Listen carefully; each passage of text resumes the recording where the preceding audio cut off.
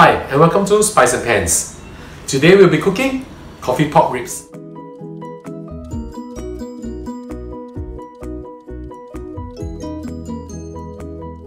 So let's start cooking.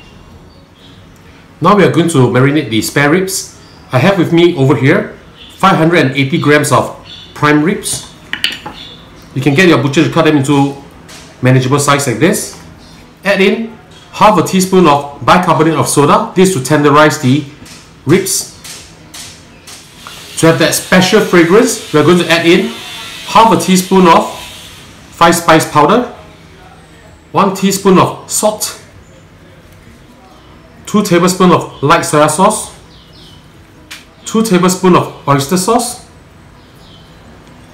2 tablespoons of Chinese rice wine, 2 egg whites, 3 tablespoons of corn flour, and pepper.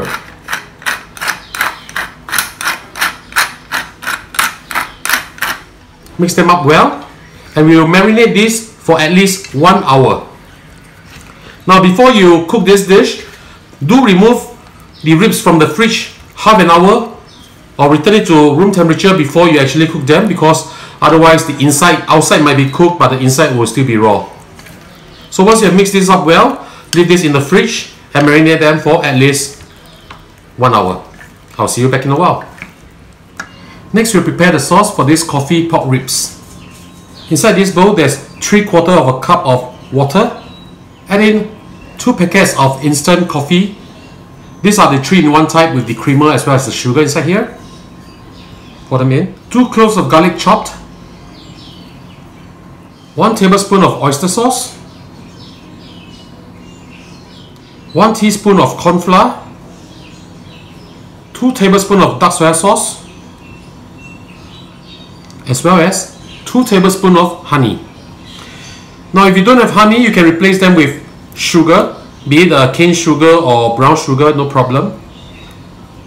But I like the floral taste coming up from the honey, so I'm adding honey instead. So now what we have to do is just mix them up well. After this, we'll go and deep fry the pork ribs. We'll deep fry the pork ribs using our Shogun by Gourmet non-stick pan. I've already heated up the oil. If you see the bubbles rising up like this, that means the oil is done. It's time to deep fry the ribs. At medium heat, we'll deep fry the ribs. Make sure you coat the ribs with this marinade. We want it to have some crispy bits. Place the ribs down. Don't overcrowd the pan or wok, otherwise the temperature of the oil will go down drastically and your pork ribs will soak up a lot of oil. So this is not what we want. We're going to fry this in 2 batches. So this is the first batch. We just need to fry them until golden brown. So have a look and turn it over to the other side in about 2 minutes time. Once they're brown, we'll turn it to the other side.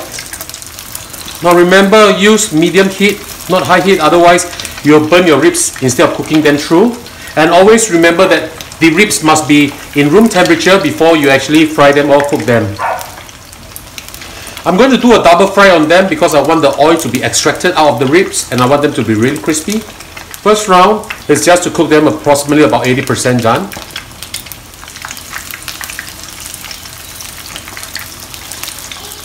This first batch is done. We'll just take this out before we double fry them again. I'm just going to do the deep fry the second batch now. Look at the beautiful color. Now we are going to do the double fry on the ribs to crisp them up a little bit. Turn the heat up to high. Make sure that your oil is really hot before you put them in. Be very careful, do not burn them. You can put everything in, it's fine.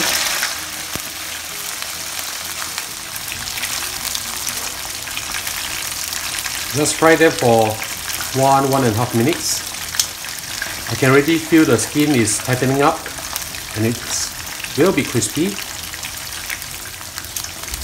As you can see, the bubbles has reduced quite a fair bit, which means that the moisture from these ribs are actually lesser and lesser, which means that they are really cooked already. You can extract the ribs out from the oil.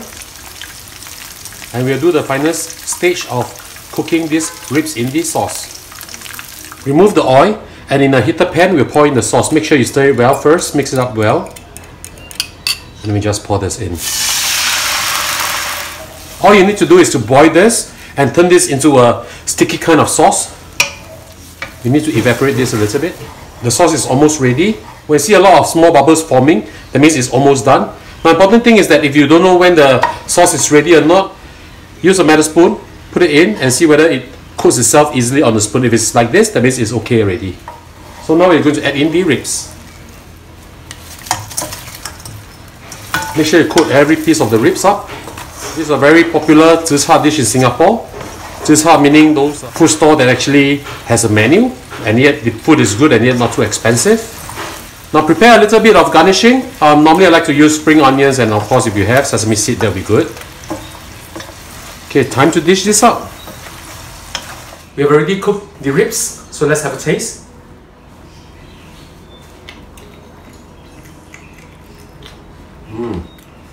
Very flavorful. I can taste the aromatics of the coffee. Wow, really good. So ladies and gentlemen, this is how we cook our coffee pork ribs. Do click like on our video and do subscribe to our channel. Thank you for watching.